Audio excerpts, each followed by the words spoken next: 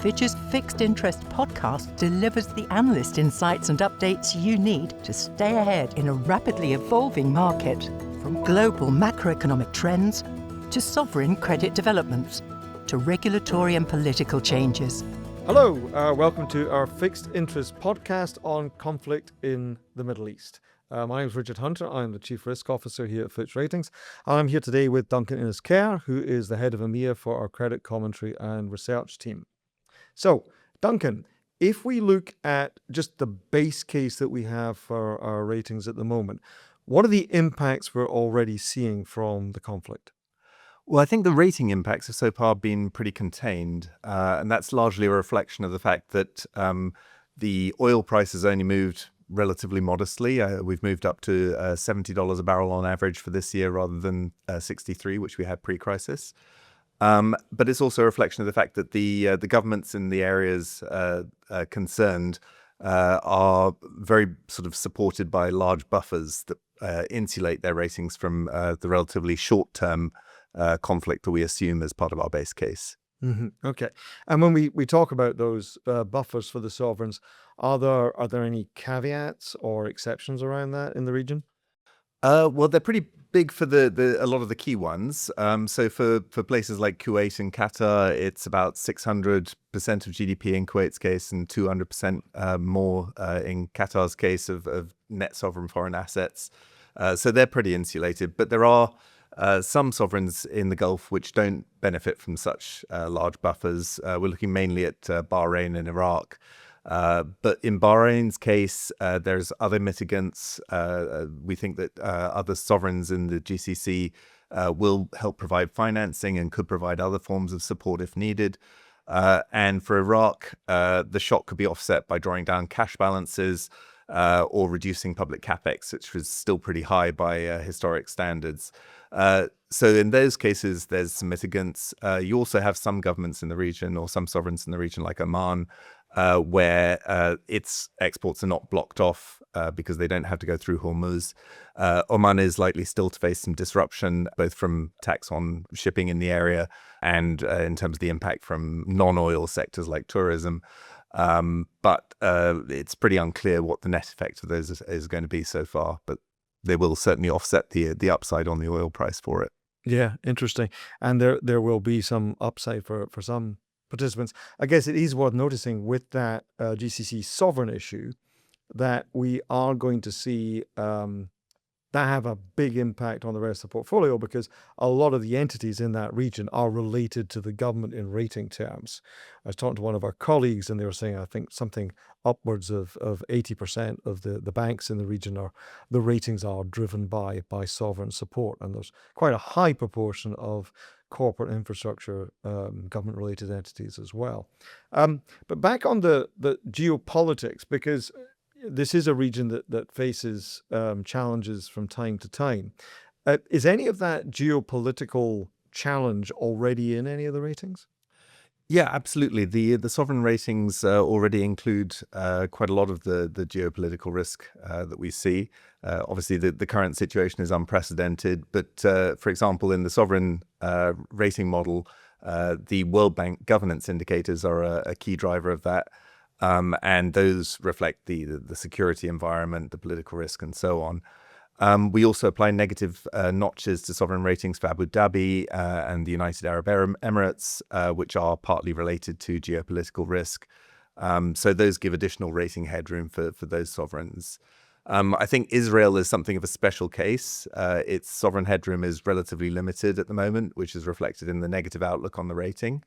But the intense security risk that Israel faces and the extreme sort of difficult external environment that it has, those are already in the rating. But what we'd be looking at, which might potentially affect the rating, would be things like developments that affect the economics, developments that affect the public finances. So, for example, if there was a mass mobilization of reservists, that's the sort of thing which might have impacts for the Israel sovereign rating. Okay, and you mentioned earlier, this has global implications as a crisis. Part of that is the oil price. A lot of emerging market names tend to be more vulnerable when there's a crisis, but equally have quite a lot of linkages to commodities. So if we look at the wider impact of this conflict, maybe looking at those emerging markets outside the region, any conclusions there? Yeah, I mean, there's a number of different channels through which emerging markets tend to get affected. So on the external side, you get energy imports, remittances, tourism earnings, things like that. Those can all be affected by conflict. Public finances can be affected where governments have fiscal subsidies that are designed to protect populations from big increases in oil prices. You can also get exchange rate movements, which can be significant where governments have a large share of foreign currency denominated debt. And of course, the access to international finance can become more problematic if global investors get very nervous about the economic outlook. So you get sort of a number of different countries which have varying exposures on that sort of side. Typically, it's the small or the most exposed countries tend to be very small. So we have a number of different sovereigns who are kind of exposed on those sorts of areas, like the Maldives, perhaps. But we also have a number of big countries where, for example, net fossil fuel imports are quite a significant amount, sort of more than 3% of GDP for Chile, Egypt, India, Morocco, Pakistan, Philippines, Thailand, Ukraine, and so on. It's less of a risk on the external side for places which already have a current account surplus like Thailand. But certainly there are some exposures for places like Pakistan, which have a sort of fairly fragile external financing environment. Yeah, and a pretty low rating at the moment anyway, I think. Yeah, exactly. Yeah. We have, with interesting timing, just updated our global economic outlook. The GEO is our primary economic forecasting tool. Anything come out in that has wider implications? Well, as I said, the oil prices moved from 63 to 70 for 2026 as a whole. But that's a relatively modest move under our baseline assumptions that the conflict is short and that there's no major damage to oil production or shipment facilities in the area. Now, if there's a more severe scenario that kind of sees oil prices moving to, say, $100 a barrel, I think you're likely to see greater impacts. And our economists are forecasting that if you did see a scenario like that, you would see global economic growth at about 0.4% of GDP, global GDP, that is lower than the baseline after 4 quarters. You'd see inflation in the EU and the and the US about 1.3 to 1.5 percentage points higher. So potential implications for monetary policy decision making and so on under that sort of scenario. But really, the worst affected economies in that sort of scenario are going to be the big global energy importers. So places like South Korea, Japan, Turkey, those are likely to be the places which will have the biggest impact on their growth if oil prices do spike that high. Okay.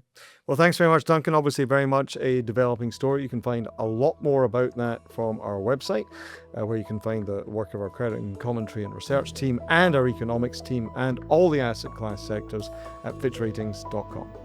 Subscribe to Fixed Interests wherever you get your podcasts.